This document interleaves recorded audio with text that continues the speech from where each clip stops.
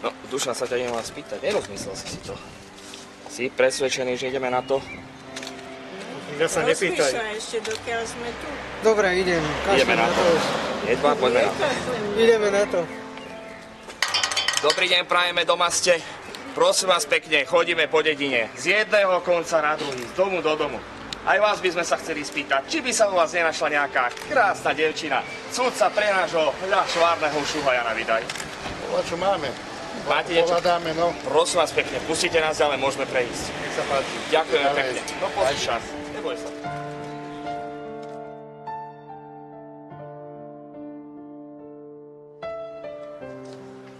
Milá rodina, ešte raz krásny deň prajem. Idem sa vás opätovne v mene tohto šuhaja Dušana spýtať, či sa teda u vás nájde tá spomínaná dievčina, sudca pre ňu na výdaj.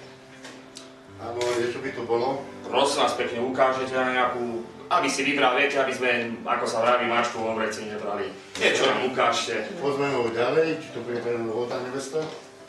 Fíha, aká krásnica ide. No, pozri sa. No, Žudo. No. Pozri sa. Toto nebude mať ešte ani veľa výdavkov na šaty. Táto ťa ešte ani v posteli otravovať nebude.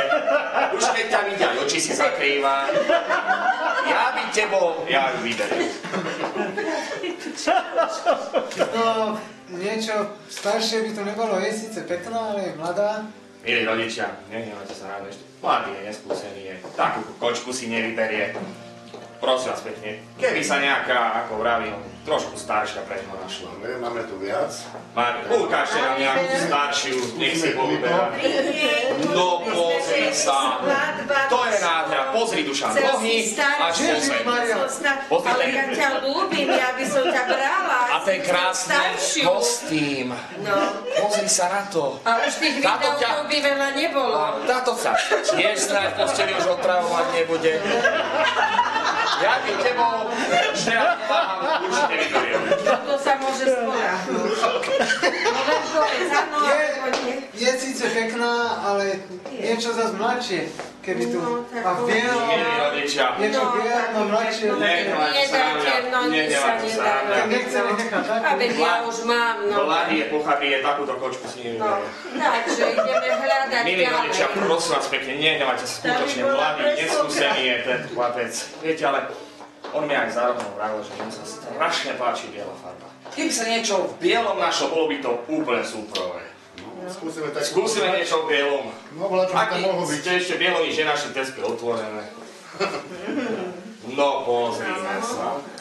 Toto tu máme ešte? Pozri, ako ti očka zažiarili. No povedz mi ty, či toto je tá dievčina, ktorú by si chcel za manželku zobrať? No, tak keď na to pozerám, tak určite áno. Určite Za áno. všetkých je najkrajšia. Lenka, povedz mi aj ty, či toto je ten švárny šuhaj, po ktorom ti srdiečko píšti. Áno, je to on. Ak je tomu tak, na znak vašej lásky vás poprosím, aby ste si vymenili najskôr pierko a potom aj svadobnú kyticu.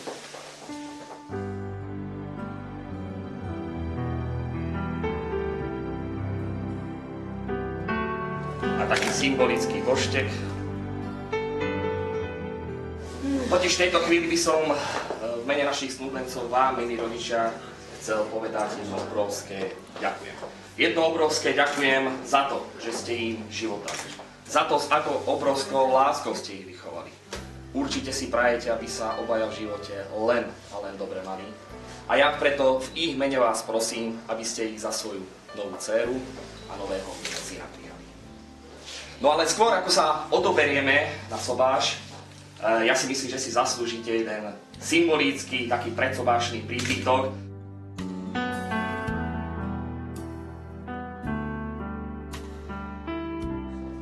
No ale v tejto chvíli skutočne si myslím, že sme splnili všetky náležitosti, aby sme sa spoločne mohli odobrať na ten spomínaný sobáš. Ďakujem veľmi pekne, nech sa páči, môžeme prísť.